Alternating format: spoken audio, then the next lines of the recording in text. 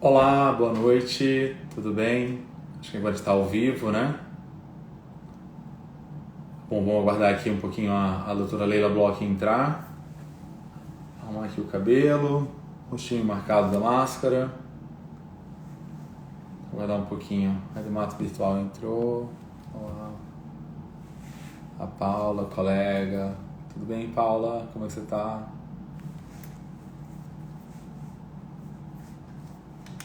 É só esperar a doutora Leila entrar, pessoal. Então, hoje à noite a gente vai bater um papo com a doutora Leila Bloch, né? Ela é dermatologista em São Paulo. Ela trabalha muito com essa linha capilar, né?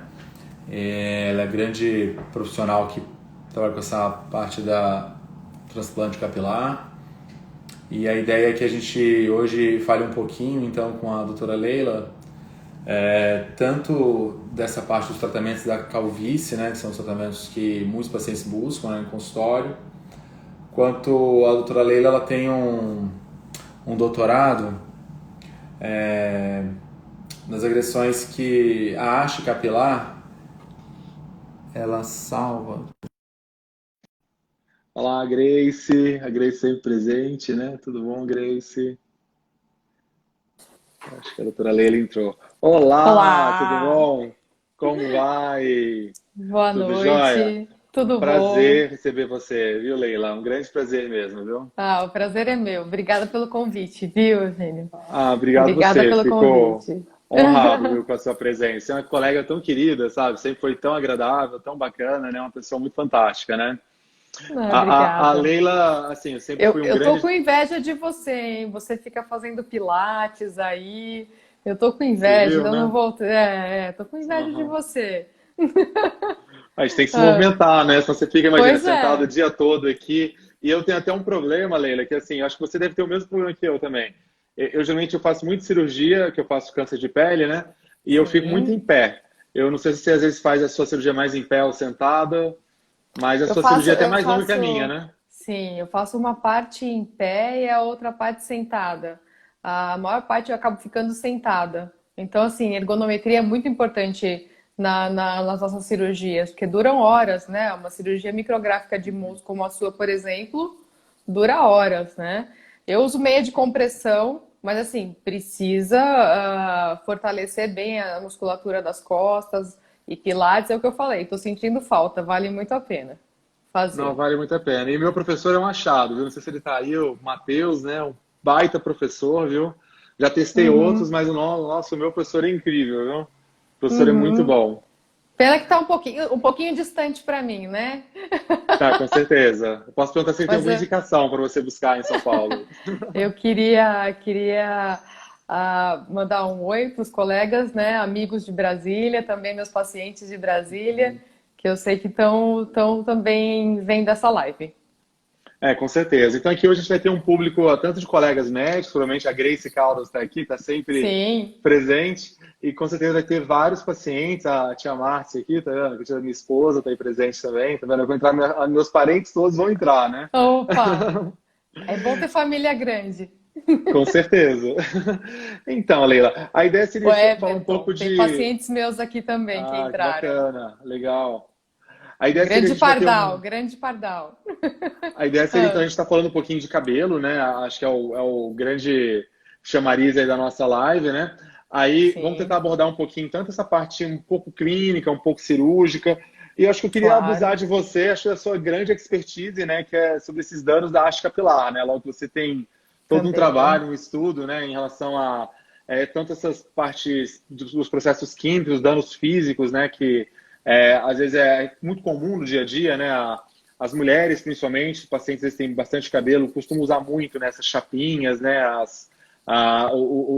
Hoje tem até uns secadores de cabelo que são um pouquinho mais adequados, né? Parece que eles, acho que a temperatura deles não é tão agressiva assim, né? Para o fio, né? Isso, Você isso. Na quer falar um verdade, pouquinho disso ideal, mesmo?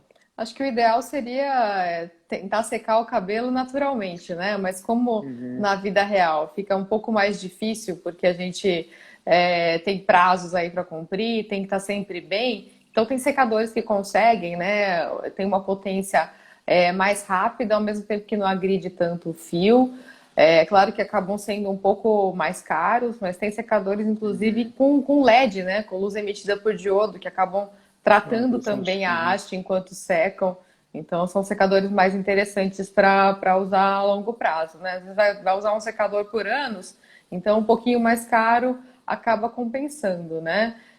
Eu não tenho nenhum conflito de interesse com esses secadores, mas os que a gente Uhum. acaba indicando para os pacientes são os da Dyson, né?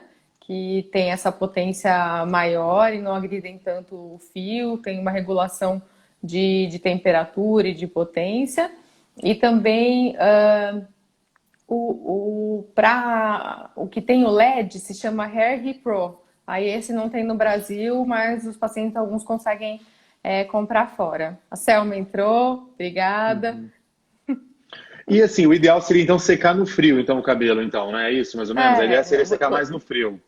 tem que secar com uma distância do couro cabeludo, Uhum. né? Então, muitas vezes o secador tem aquele adaptador, então dá uma Isso. distância que você não queima, né, o couro cabeludo e uma temperatura mais baixa. Sempre mais importante para não queimar, não irritar o couro cabeludo, porque, gente, se você seca muito perto, o couro entende isso como um trauma e vai produzir mais oleosidade para Uhum. diminuir essa praticamente uma queimadura.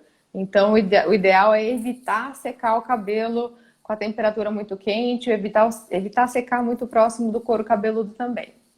Entendi. E, por exemplo, você falaram então das chapinhas, então, desses ferros quentes que as mulheres usam então para deixar o cabelo mais liso, então, ou então esses que estão na Ferros moda quentes é também. ótimo. Ah, Piastra né? ou chapinha, né? Ou os Isso. modeladores também. Sim. Então, eles também podem causar queimaduras na haste, né? Porque se você tem uma chapinha, quanto mais quente, mais fácil vai ser alisar o cabelo, né? Muitas Uhum. mulheres ainda alisam, usam a chapinha quando o cabelo está molhado, né? Porque é mais fácil, Isso. já usa como para pentear e cabelo molhado, ele está sem as pontes de hidrogênio, então o cabelo molhado ele está mais suscetível à quebra. Então não é o melhor momento para usar a chapinha. E as melhores chapinhas, aquelas que alisam mais rapidamente, acabam tendo uma temperatura maior. Então, tem chapinhas que chegam até 230 graus de temperatura.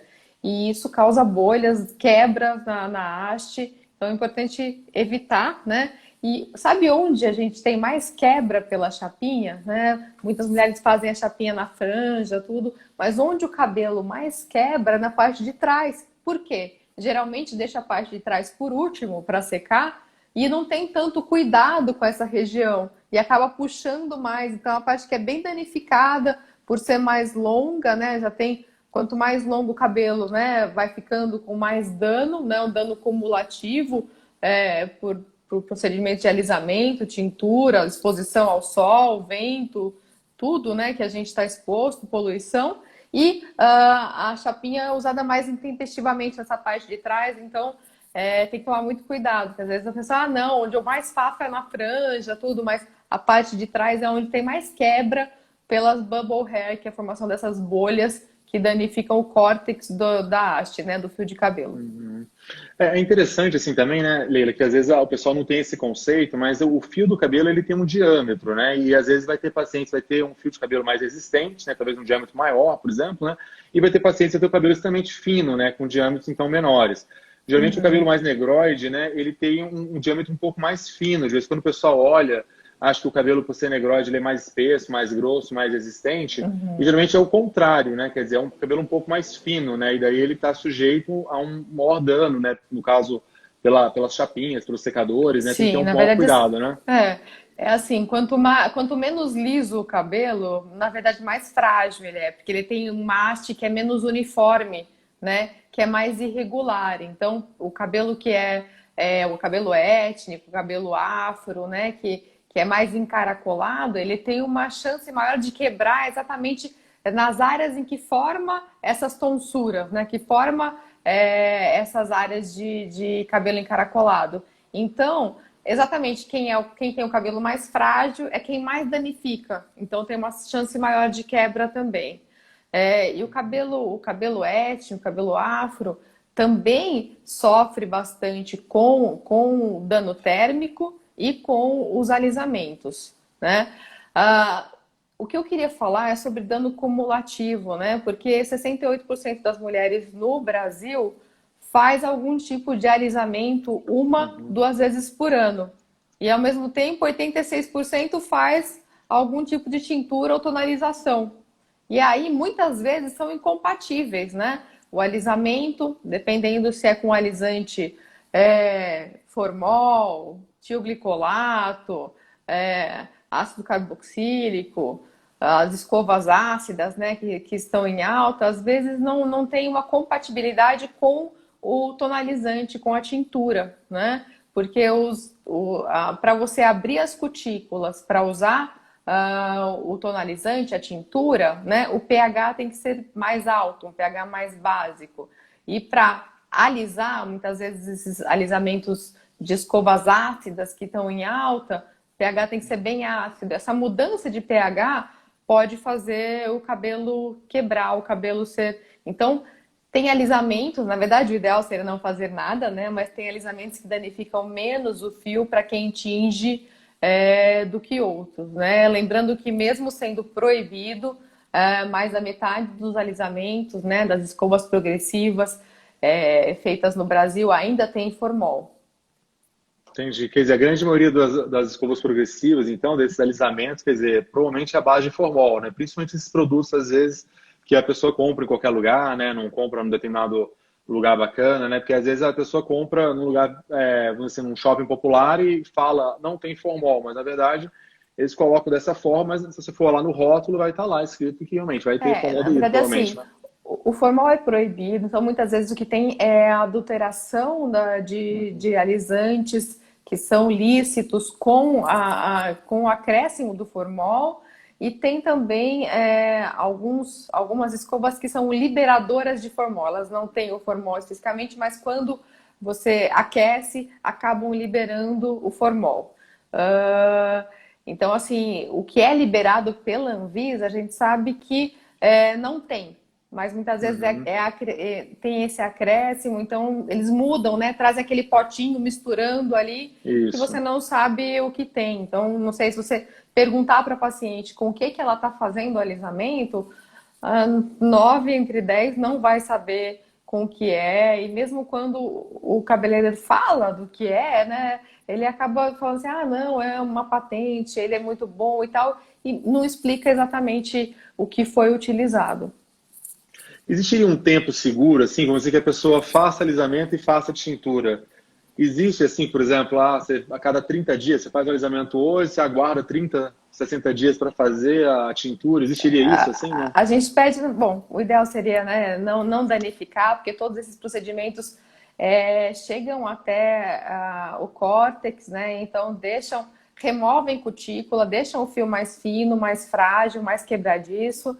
Então, mas o tempo mínimo seria 2 semanas. E se tem uma ordem, né, correta para fazer, o ideal, então, é primeiro fazer o alisamento e depois a tonalização. Se você faz a tintura antes, com a chapinha, com o alisamento, ele acaba arrastando, né, acaba removendo um pouco a cor da tinta, ela tende a ficar mais alaranjada. Então, o ideal seria o alisamento antes e depois a tonalização ou tintura.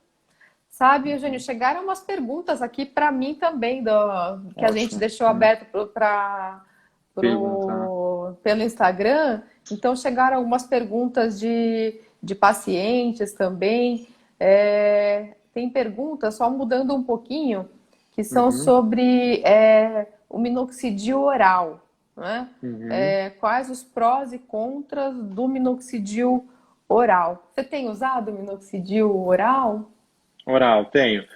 Desde aquela, assim, acho que assim, teve um trabalho, né, que foi do Sinclair, né, que é um australiano, né, que ele começou a mostrar, né, resultados muito interessantes em mulheres, né, pacientes mulheres com minoxidil oral, já que as mulheres geralmente elas têm cabelo mais longo, né, e talvez a dificuldade mesmo estar aplicando o produto no couro cabeludo, né, e ao mesmo tempo a queixa das mulheres, assim, que o cabelo fica empostrado, né, fica muito oleoso, enfim, fica um pouco mais seboso.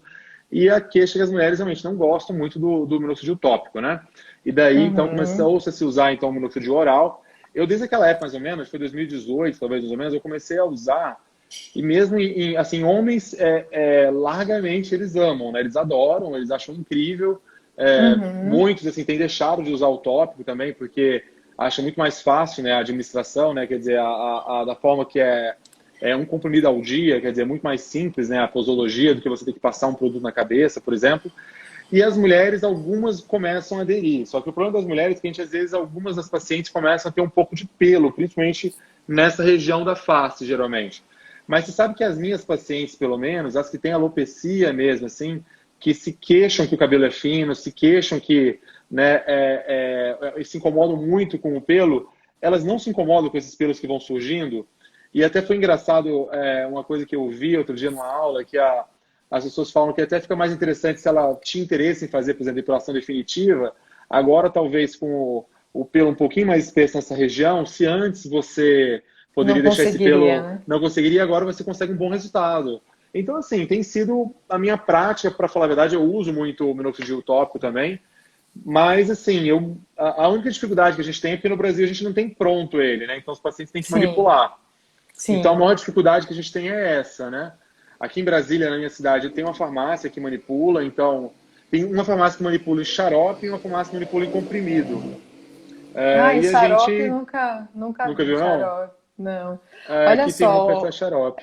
o minoxidil oral, então, é uma relativa novidade, né? Então, agora o que eu percebo é que os pacientes gostam mais, né? Enfim, tem o sensorial do minoxidil nem sempre é tão agradável. E tem um estudo de equivalência de eficácia, né? Que pode ter o mesmo efeito do minoxidil tópico, né? Numa dose que é uma dose preconizada, né? Que vocês têm que procurar, né, o dermatologista para avaliar, né? Assim como qualquer medicamento, não é inócuo, então tem algumas restrições da questão cardíaca, ele pode diminuir a pressão. O que eu vejo assim, um quarto das mulheres, né, numa dose mesmo baixa, tem um pouco de hipertricose, aumentam os pelinhos aqui nessa região. Eu não sou tão positiva quanto você, porque já Uhum. tive pacientes que com essa hipertricose não gostaram tanto, enfim. A gente sempre fala que se tem um pouco de hipertricose é porque também está respondendo bem no couro cabeludo, mas nessas pacientes a gente acaba retirando, né, o uso. Mas é uma grata surpresa, porque é uma opção também para pacientes, por exemplo, que têm restrições ao tratamento antiandrogênico, né, aos medicamentos que têm alguma ação hormonal para perda capilar, né, para calvície, pensando principalmente nas mulheres. Mas eu tenho gostado bastante dele. A pergunta foi sobre prós e contras, né? Então, assim, é um medicamento, né? Tem uma absorção sistêmica diferente do minoxidil tópico, que tem uma ação mais restrita, né? E foi perguntado se tem algum esquema para retirada lenta e gradual, né? Na verdade, a gente tem um histórico de uso do minoxidil oral que é recente, né? Então, acho que o primeiro estudo do Sinclair foi publicado em 2015, né? Ainda num pôster, e depois que ele foi até criando mais experiência, eu mesma comecei a prescrever só em 2017. Então, assim, não tem um esquema oficial, tem a experiência, né, de ter sempre cautela e começar com doses mais baixas. E realmente é um medicamento manipulado especial que não tem em toda a farmácia de manipulação, tem algumas específicas só. Eu acho que a gente está com os comentários aqui que É, a Grace está comentando sobre apliques e extensões, né? Acho isso. que um cuidado importante é que as mulheres acabam colocando aplique e extensão bem nessa parte de trás e não é o melhor lugar, porque essa parte de trás é bem onde a área doadora Opa, falhou agora. para um possível.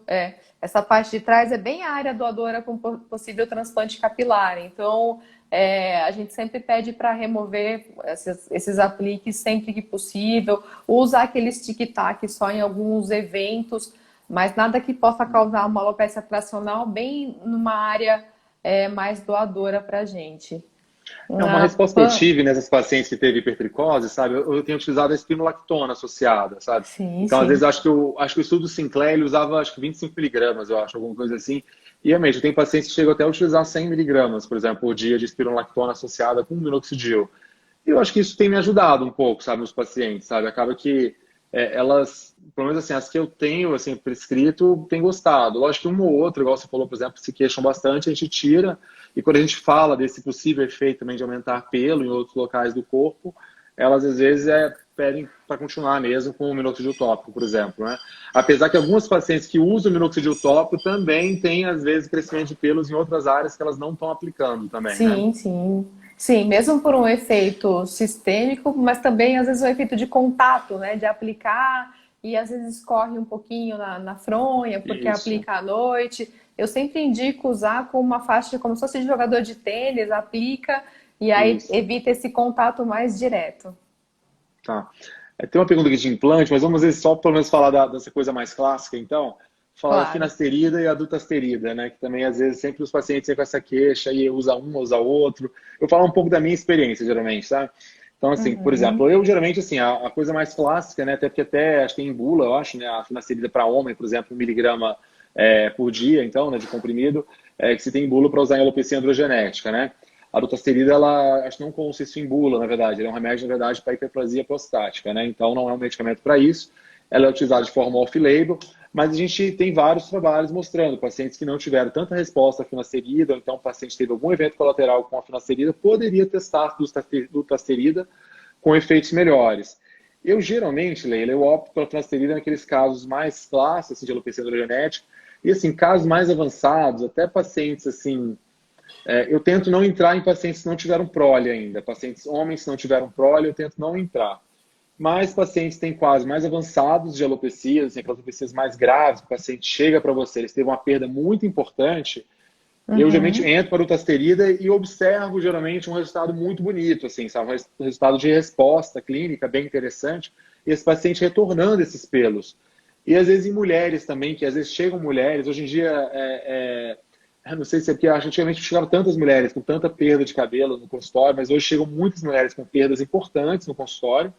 E às vezes também eu tenho optado também pela dutasterida também, que eu acredito que os efeitos colaterais são muito parecidos ou então não existem, na verdade, que eu não observo isso também. Olha, a dutasterida é uso off-label, né? Não está aprovada no Brasil, apesar de estar aprovada para alopecia androgenética em outros países, como a Coreia e mais recentemente o México, né? Ela tem um efeito superior ao da finasterida, levemente superior, mas eu acho que tem uma ressalva em relação a efeitos colaterais, porque ela tem uma meia-vida mais longa, né? Então, aquele paciente que tiver algum efeito colateral tem uma chance maior de ter um efeito por mais tempo. Então, geralmente não inicio com a dutasterida, aqueles pacientes que possivelmente tiverem alguma falha terapêutica ou estejam dispostos, conversam sobre, eu acabo prescrevendo, mas não faço de rotina por conta dessa questão da meia-vida. Mas realmente ela acaba sendo mais forte. Acho que para as mulheres eu acabo vendo mais secura vaginal, né? Comparada com a finasterida, com a dutasterida. Então, acabo não prescrevendo tanto no climatério. Deixa eu ver, a Grace está participando aqui, hein? Depois dos Ela é ótima. apliques, ela, ok, vamos ver. Sobre o difusor, se ele acaba dando algum dano para o couro cabeludo. O difusor é aquele espaçador do Do secador, secador, né? né? Então Uhum, ele ajuda a proteger, né? Aqueles uhum, protetores térmicos funcionam mesmo. Então uhum. eles fazem um efeito de filme, né? Um efeito de proteção da haste. Então ajudam também a diminuir o dano, mas se você vai passar a chapinha, não. Agora, para secador, ajudam sim. Deixa eu ver aqui. Tem uma coisa legal, ele Eu perguntou tenho aqui agora, perguntas também. Ah, perguntou do minoxidil se poderia ser usado em pacientes que tiveram antecedente de câncer de mama. Acho que eu vi essa pergunta aqui. Aqui, peraí, deixa eu ver acho que quem está mais para perguntou. baixo. Essa é uma vantagem, como eu comentei, né, do minoxidil, porque ele não tem uma ação por via hormonal, então ele tem uma segurança quanto a isso, né? Mas é claro que a gente não está aqui estimulando a Uhum, automedicação, né? Porque ele uhum. tem que ter um controle, alguns pacientes têm que passar no cardiologista antes, vi que o Fábio entrou. A Grace está falando que tem muitos pacientes adolescentes que têm o cabelo colorido, esse é um problema, eu queria deixar um alerta também, é que a gente só tem o diâmetro final da nossa haste depois dos 12 anos. Então, até os 12 anos, o cabelo ainda vai ganhando camadas de cutícula. Então, tem que evitar essas tonalizantes, tinturas e qualquer procedimento antes dos 12 anos, né? Quando, de maneira recreativa, né, os adolescentes usam esses sprays que são bem provisórios, né, saem com banho, ok. Mas agora está muito na moda cabelo do arco-íris, várias cores, e para isso você precisa de água oxigenada, então não é indicado e tem que evitar, tá? É uma coisa legal que você fala, sabe, Leila, que eu acho bem interessante, porque às vezes tem aquela questão, o quanto normal é a queda de cabelo, né?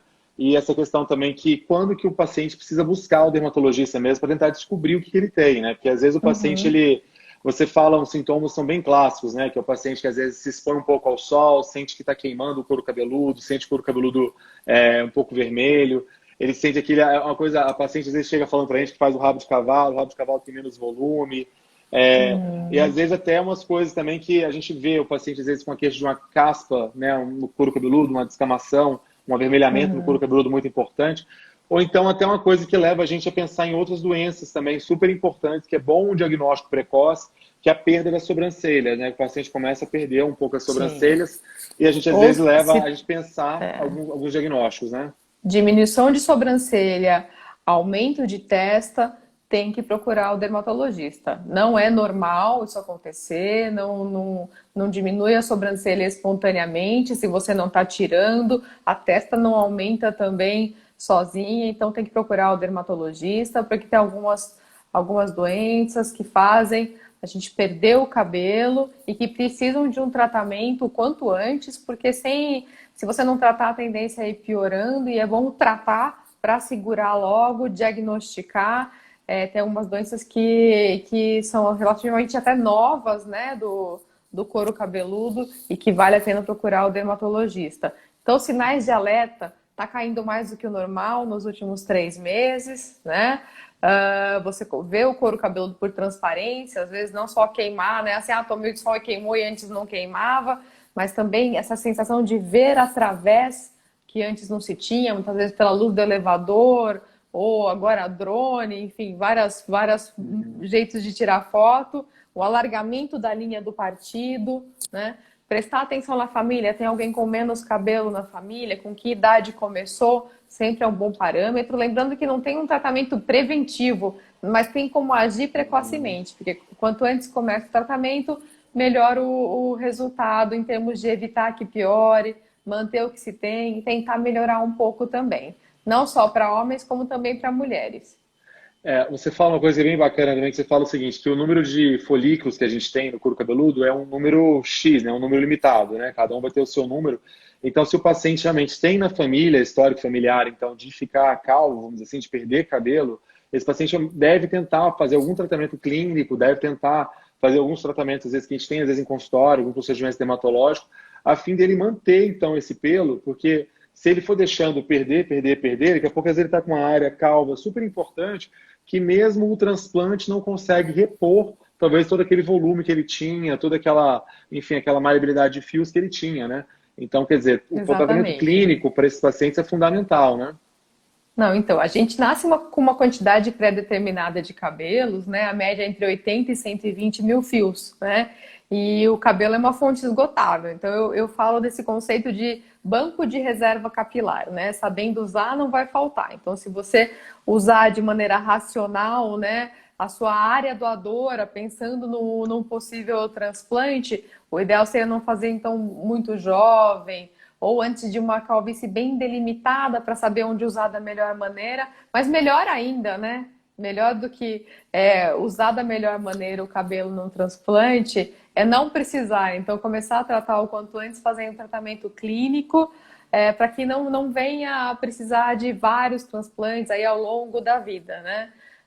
Então, hoje a gente vê os pacientes procurando cada vez mais precocemente o transplante, e o que eu falo é que como se fosse um curso de inglês, tem que ter o básico 1, o básico 2, então tem que começar a fazer um tratamento clínico, o dever de casa, né? E tem os tratamentos de cabine também, né, de drug delivery, que ajudam a estimular e ter um efeito de ajudar a acordar alguns fios, né, para aquele paciente que está fazendo tratamento em casa também, e são um bom complemento, tem um efeito sinérgico com, por exemplo, os tratamentos cirúrgicos, né? Mas lembrando que a cirurgia é para colocar por entre onde perdeu, o tratamento clínico para manter o que se tem e evitar que se perca, evitar que se precise de um novo transplante. Uma das queixas clássicas, né, é essa questão da dermatite seborreica, né, que seria a caspa que a gente tem no couro cabeludo, e é muito comum agora nessa época então, que a gente está vivendo, ou então épocas de preocupações que o paciente vive, né, por vários motivos, questões do trabalho, questões da família, que o paciente, enfim, por algum momento emocional, talvez de piora, enfim, dessa parte habitual da vida dele, ele começa a ter um pouco mais de caspa, né, e com isso ele começa a ter um pouco mais de queda de cabelo. E às vezes esse paciente vem ao consultório, e naquela hora, às vezes é até exacerbado, vamos dizer assim. O paciente ele já tinha uma alopecia androgenética, por exemplo, que é a calvície clássica. Talvez naquela idade dele não fosse ser tão evidente assim, mas pela dermatite seborreica, aquela alopecia fica ainda mais evidente. Daí ele consegue chegar no consultório e daí então a gente começa então a fazer esse tratamento, né, complementar de tudo para ele tentar preservar então esses fios, né? Uhum. Sim, muitas vezes você tem uma perda, né, um quadro inicial de calvície e que não é percebida, né? Clinicamente não é percebido porque a gente tem uma reserva, né? Tem um a mais de cabelo. E aí, quando começa a ter algum eflúvio, né? Algum outro motivo para o cabelo cair antes da hora, aí você percebe aquela calvície que estava disfarçada. Então, muitas vezes a pessoa vem porque está com uma queda aumentada e você percebe que, na verdade, o cabelo está afinando. Porque se fosse só o cabelo caindo, mas que ficasse na mesma quantidade depois, né, ela não teria tido esse clique, né, esse sinal de alerta para procurar o dermatologista. Uhum. É isso mesmo. Então, assim, é interessante falar também que às vezes é muito comum quando o paciente usa algum tipo de máscara no couro cabeludo, alguns gels, alguns sérums, e às vezes até o próprio condicionador mesmo, que o ideal é tentar a gente evitar passar bem na raiz do cabelo, né? Para justamente evitar Sim. de ocluir essa região e às vezes até mudar um pouco, enfim, essa flora, né? Esse microbioma que existe nesse couro cabeludo, que isso sim pode gerar, enfim, uma maior oleosidade nessa região, né, maior seborreia nessa região e gerar essa inflamação e, consequentemente, uma perda de cabelo também, né? Uhum. Olha, pomadas, gel, o mesmo condicionador que não é tão removido, isso causa uma oclusão no couro cabeludo, né? Então não deixa de ser uma sujidade, então é algo que tem que ser removido, né? Bem como qualquer maquiagem, né? Aquelas fibras sintéticas de queratina também tem que ser removidas. E você tocou num ponto interessante, né? Que você falou aqui do condicionador, né? Por exemplo, você, né, Vinícius, tem um cabelo curto. Precisa usar Uhum. condicionador? Eu não uso. Então, assim, o condicionador é daqui para Uhum. baixo, assim, né? Assim, Uhum. a maior parte dos Uhum. homens, é engraçado, tem muitos pacientes que vêm usando condicionador, por quê, né? Porque tá lá, né? Às vezes sua esposa usa, ele também Uhum. começou a usar, mas nem precisa, porque na verdade, assim, os óleos naturais que são produzidos, né, pelas nossas glândulas sebáceas, e quando a gente penteia ou escova, enfim, eles acabam deslizando por uma certa quantidade de cabelo. E assim, até aqui não tem por que usar condicionador, ele é mais para as pontas, da metade para baixo. Então, a parte dos homens nem precisa usar condicionador, muitas vezes usa condicionador e não remove, então acaba dando mais oleosidade mesmo. E a gente está numa época que você estava falando, realmente tem mais dermatite seborreica agora, né? Enfim, o frio já está passando, aí também não faz muito frio, mas assim, Uhum. tem mais, a gente acaba tomando banho com água um pouco mais quente, o banho Aham. mais demorado, então piora a dermatite seborreica. E acho que essa fase peculiar agora de quarentena, de pandemia, enfim, aumenta o estresse, aumenta o cortisol, tem mais pessoas com queda de cabelo, sim, por conta do estresse, que ajuda a cair cabelo. Dormir de cabelo molhado, né? Que é super importante lembrar que não é bacana, né? A pessoa tem que secar o cabelo antes, né? Que às vezes nessa época as pessoas estão Eu mesmo, eu tava, agora até diminuiu um pouquinho, mas na época da pandemia forte mesmo, eu tava lavando o cabelo umas 4 vezes ao dia. Eu chegava em casa, tomava banho, aí vinha pro trabalho, né? Acordava de manhã, tomava banho de manhã, ia pro trabalho, voltava, tomava banho, ia pro trabalho.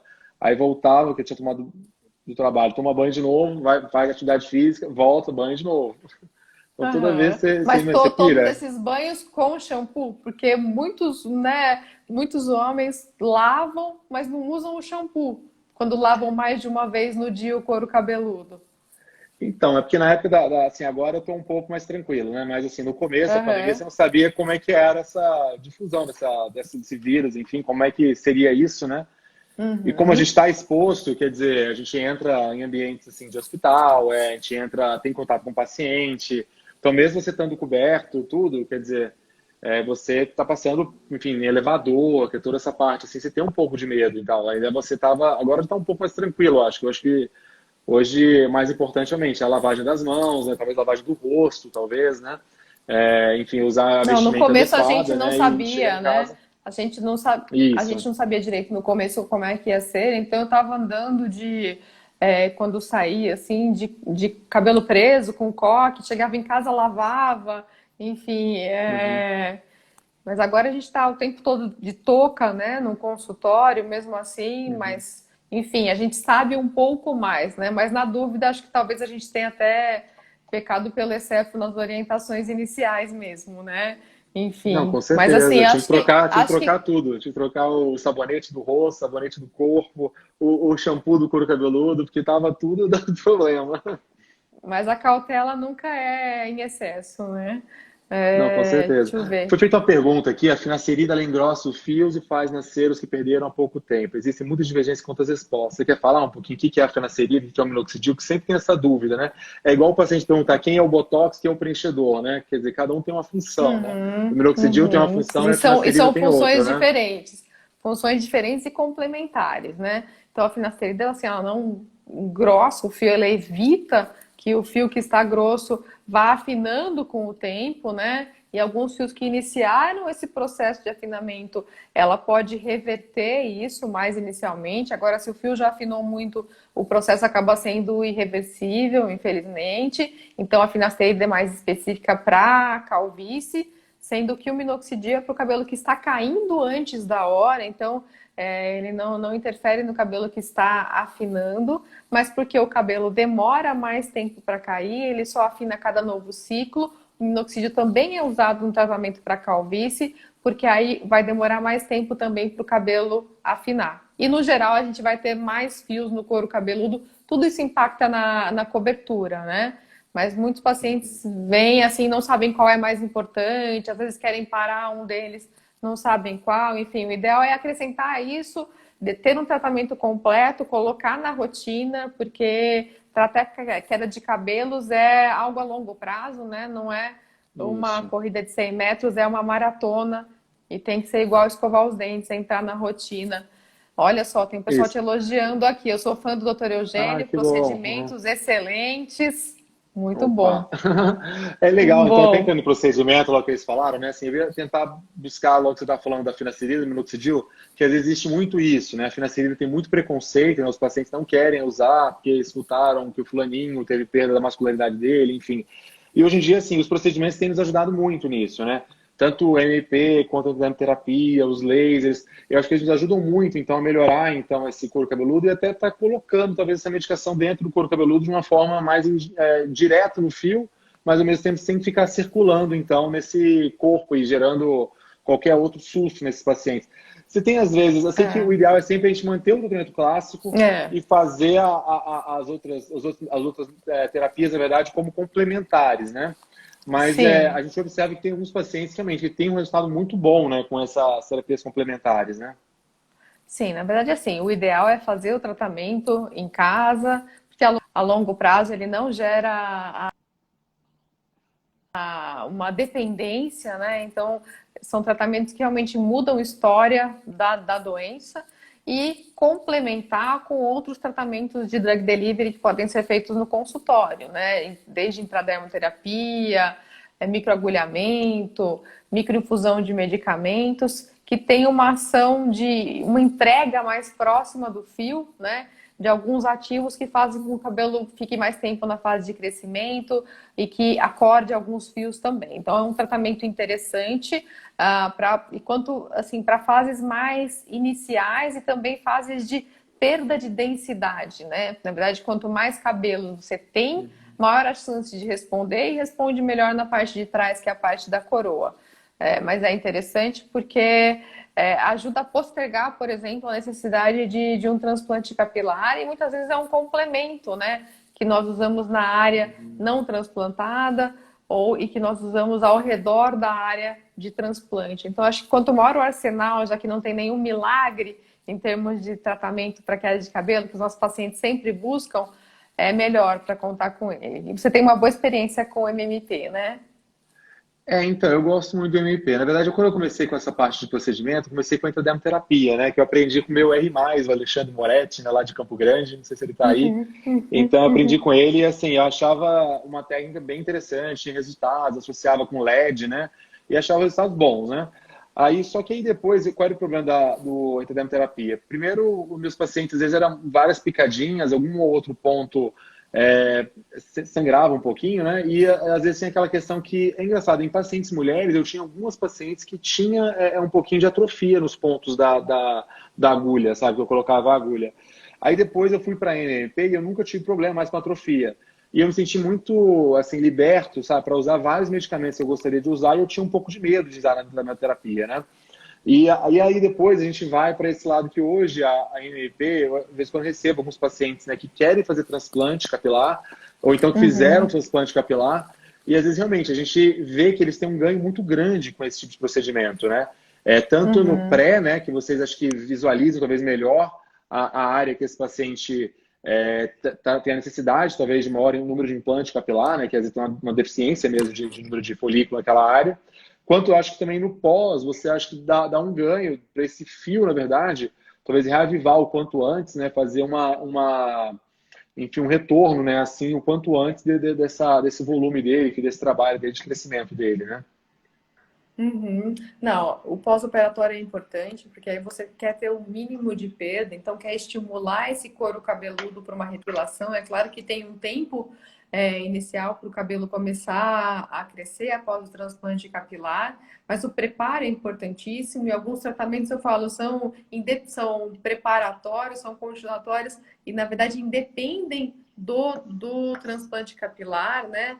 E esses tratamentos são para estímulo na área que a gente fez o transplante e na área que não foi feito para ajudar a melhorar, porque afinal o que a gente quer é que tenha assim, um resultado de cobertura total, não só na área transplantada, e a gente vê, inclusive, melhora nesse pós-operatório com esses tratamentos de estímulo nas áreas não transplantadas, além da área do transplante, e o acompanhamento é feito por um ano. Tem uma pergunta aqui sobre o transplante capilar, se todos os fios transplantados ficam, se alguns caem, né?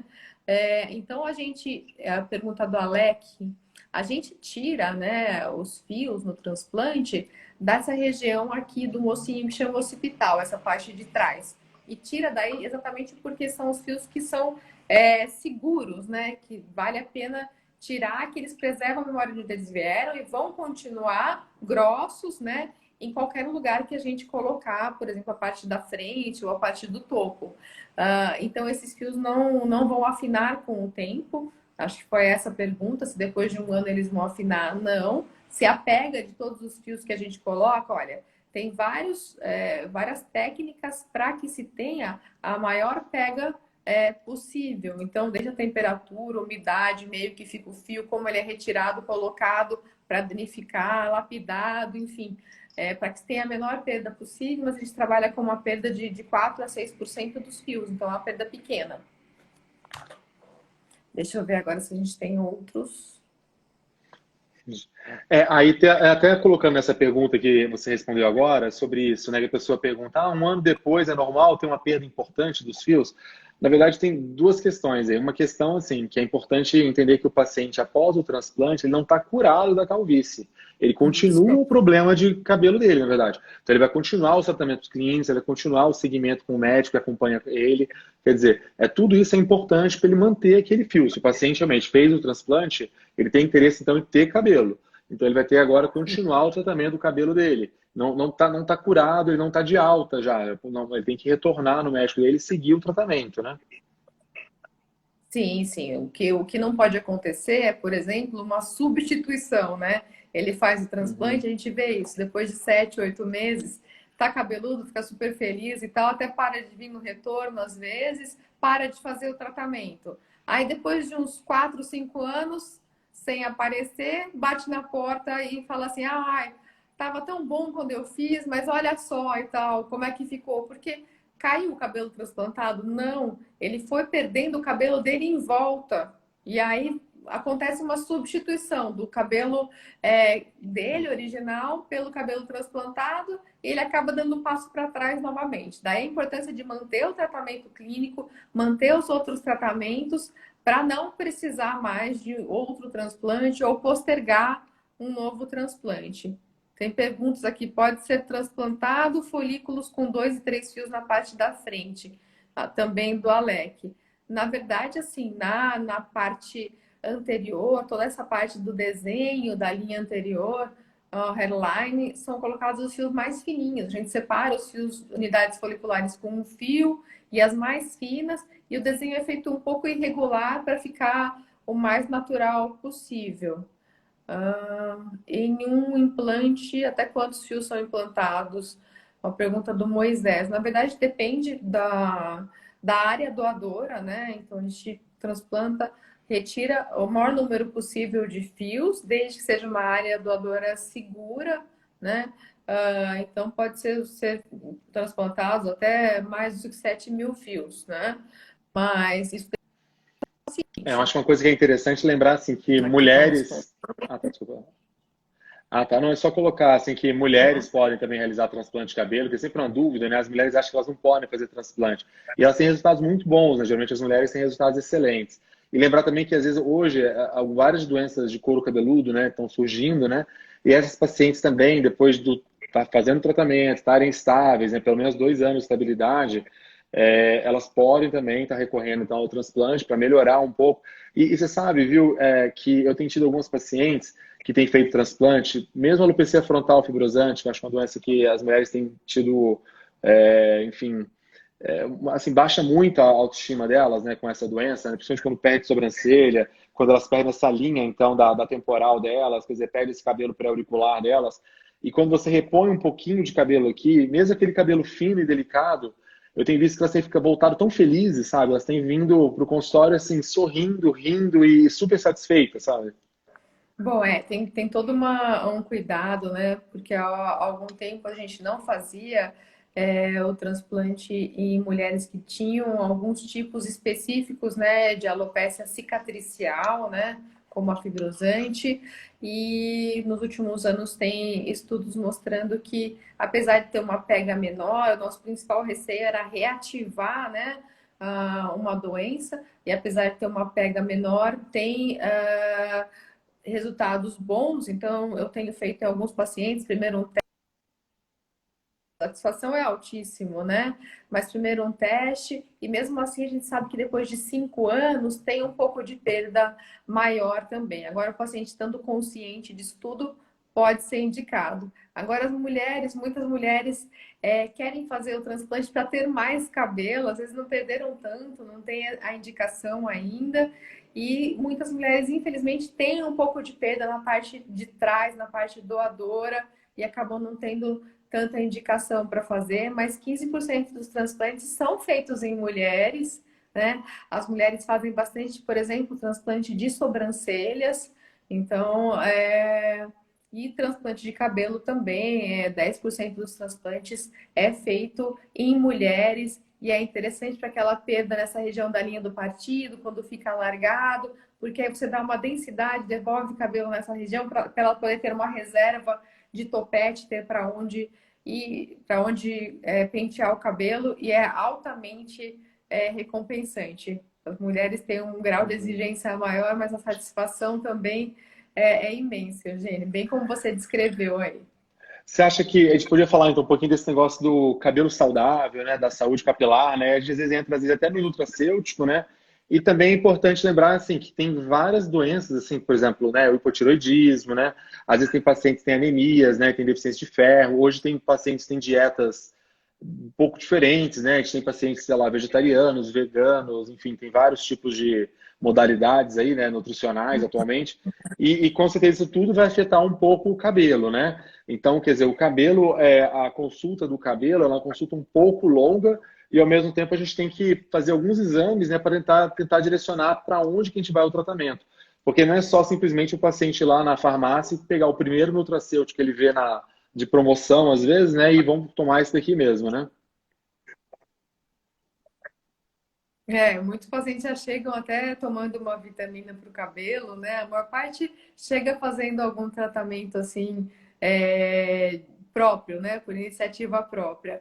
É muito importante esse ponto que você tocou, porque a consulta para cabelo, a primeira consulta, ela é longa, ela tem uma duração de 1 hora. A gente tem que investigar se tem algum outro motivo fazendo cair cabelo, né? Que não só a questão genética, né? Tem várias causas para o eflúvio, o cabelo que cai antes da hora, o hipotireoidismo, como foi citado, ele é uma causa comum, deficiência de ferro, a dermatite seborreica, que a gente já comentou, também comum, e tem que investigar outras doenças autoimunes, tem a questão nutricional, porque o cabelo muitas vezes reflete a nossa saúde, a nossa alimentação, então, cabelo é qualidade de vida. Se a gente tiver uma qualidade de vida boa, o cabelo vai responder nesse sentido.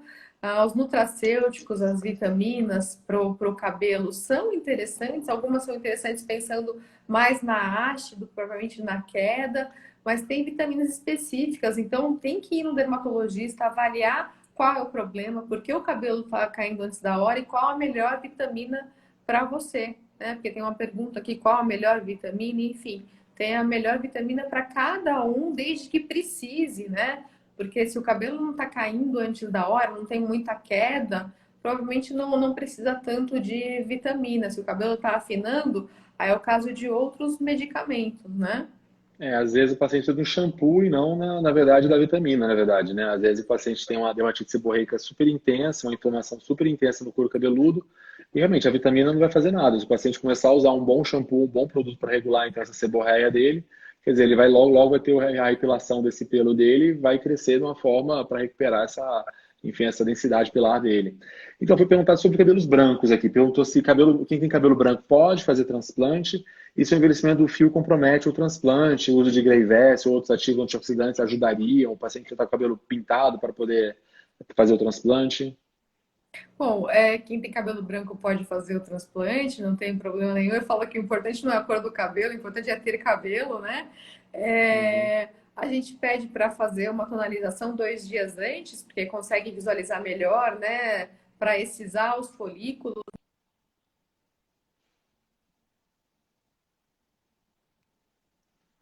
Aí falei. Doadora, mas o resultado bom, porque tem um efeito ótico de cobertura do couro cabeludo que é bom, então o resultado você até percebe antes da hora, com 6, 7 meses já está bem perto do resultado final. Quanto a antioxidantes, né? Então, a genética para calvície é diferente da genética para cabelos brancos e não tem muito como reverter o cabelo que já ficou branco por causa da falência dos melanócitos, né? Mas alguns antioxidantes são interessantes para evitar que ele vá ficando branco. Tem alimentos, por exemplo, o abacate é rico em antioxidantes que podem ajudar a evitar que o cabelo fique branco antes da hora. Ele está falando do Greyverse, que é uma patenteado, né, com Uhum. ação antioxidante para evitar que o cabelo vá ficando mais branco antes da hora. Então, pode ser uma opção. Tem que analisar a relação custo-benefício disso tudo. Acho que dá para fazer, acho que estão mudando o assunto aqui. Ah, Dá para fazer o esse é o transplante transplante da da coroa. coroa e nas entradas na mesma cirurgia, é o Moisés. Moisés, a gente tem que analisar, né? Acho que uma arte no transplante não é só tirar o maior número de fios, mas como fazer para aproveitar esses fios da melhor maneira para ter um efeito de cobertura. Então, muitos pacientes conseguem fazer, a gente fala que é meio que um 2 em 1, que você faz a parte da frente e faz a coroa. É claro que depende de quanto a gente consegue tirar, mas também de quantos fios já foram perdidos e saber aproveitar da melhor maneira. A gente fala que essa parte da frente é mais importante, né? Mas a coroa também pode ser feita numa mesma sessão, mas depende de cada caso. Tem também uma pergunta que é qual a quantidade de sessões que os pacientes podem fazer, o número de fios por sessão, o intervalo entre o transplante. Bom, a gente sabe que 80% dos pacientes podem fazer até 3 sessões ao longo da vida. O número médio de fios depende da área doadora. Posso passar por volta de 7.500 fios, 7.000 seria um número médio para quem tem uma área doadora muito boa. E o intervalo entre as sessões acaba sendo de o mínimo de 1 ano, mas eu sempre tento estimular o paciente a curtir o novo cabelo, né, o topete, seguir a vida e, se precisar, a nossa função como médicos é ajudar a resolver o problema, enfim. Mas a partir de 1 ano já poderia ser feita a segunda sessão para aqueles que têm a indicação. Mas, em média, a gente vê que 1/3 dos pacientes acabam fazendo depois de 2, 3 anos, uma segunda sessão quando tem indicação, porque se pode melhorar, por que não? E hoje o resultado da cirurgia fica natural, né? Se você percebe que a pessoa fez o transplante, é porque não ficou bom, né? Porque tem muitos homens aí andando na rua que fizeram e ninguém sabe que fez. E, por exemplo, só no ano passado foram feitos mais de 730 mil transplantes de cabelo no mundo. Então, o resultado, sim, vem crescendo bastante e o resultado fica muito bom, sim. É uma coisa que tem sido observada justamente isso, né? Acho que as pessoas têm buscado mais, né, esses tratamentos de cabelo, né? As pessoas estão... Eu acho que mudou um pouco no caso, as pessoas hoje, então, o que acontece? Elas querem ter cabelo, né? Elas se incomodam, né? Elas não querem ficar carecas, na verdade. Se a geração passada, ela não se incomodava em ficar careca, assumia, né, a careca, né? Então, hoje não é mais assim. E aí isso é bom tanto, com certeza, para os médicos explotadores, quanto para os dermatologistas, que a gente pode estar orientando esses pacientes da melhor forma possível, né? Para eles ficarem felizes com eles mesmos, né? Sim, não parar nunca o tratamento, é sempre bom fazer o acompanhamento na sequência, por isso que eu até gostaria de agradecer você, a gente tem acompanhado alguns pacientes meus de Brasília, Opa. porque precisa sempre contar com isso para que o resultado final seja sempre de muita satisfação para os pacientes, né? Então, Com agradeço certeza. o carinho e o cuidado que você tem tido com os meus pacientes de Brasília. Sim, teve uma quebra aí de paradigma, né? Antes tinha toda a questão assim do machão, eu não ligo, eu sei que eu vou ficar careca, e hoje a gente vê que as pessoas estão procurando cada vez mais cedo, tem essa questão de exposição, de mídias sociais também, ao mesmo tempo, principalmente as mulheres, elas, pelo fato de fazerem mais alisamento, mais procedimentos, acabam ficando com os fios mais finos e percebem mais precocemente um quadro de afinamento dos fios, de miniaturização, de calvície feminina. A gente não sabe se só aumentou a procura ou se realmente está aumentando a incidência, né, de perda capilar nas mulheres, né, porque realmente aumentou a procura, né, na última década. Então, é algo a ser estudado, se algum componente de alimentação ou de estresse que possa estar piorando isso. Mas a busca certamente aumentou, a gente não sabe se aumentou a incidência. Não sei se você tem essa percepção também aí em Brasília. Não, com certeza é isso mesmo. Eu acho que hoje em dia a mulher, né, ela está bem liberta, né? Ela está à vontade, na verdade, né? Ela hoje eu acho que ela é a grande dominante, né, nos trabalhos, enfim, na vida habitual da gente. Os homens, nós realmente somos o sexo frágil, Muito não tem gentil. como. E daí acaba que realmente as mulheres hoje assumindo todas as jornadas que elas têm, né? Com certeza isso vai levar também a perda de cabelo, não tem como, né? E às vezes elas buscam mais, e lógico, elas querem estar bem, né? Elas, enfim, tem toda a parte sensual, né? Que o cabelo, eu acho que um termo que você usa que eu acho lindo é você falar que o cabelo é a coroa das pessoas, né? Então eu acho incrível isso, né? O cabelo é a grande, enfim, essa redoma que a gente tem na cabeça, né? Que É dá a nossa coluna. caracterização, né? Uhum, Então, eu sim. acho que está nos últimos minutos. Ah, começou a somar já, 30 segundos, na verdade, agora que eu Ah, vi. é? Olha só. É, você passou rapidinho, né? Então, eu vou te agradecer, Leila, deixar você falar as últimas palavras, mas assim, eu te agradeço muito por vir aqui falar um pouquinho, sei que tem tanto a acrescentar, né? E deixar você finalizar, então, pode finalizar. Bom, Eugênio, eu agradeço novamente o convite. É um prazer falar com você, sempre gentil, sempre o cavalheiro aí. E espero que tenham gostado, espero que a gente tenha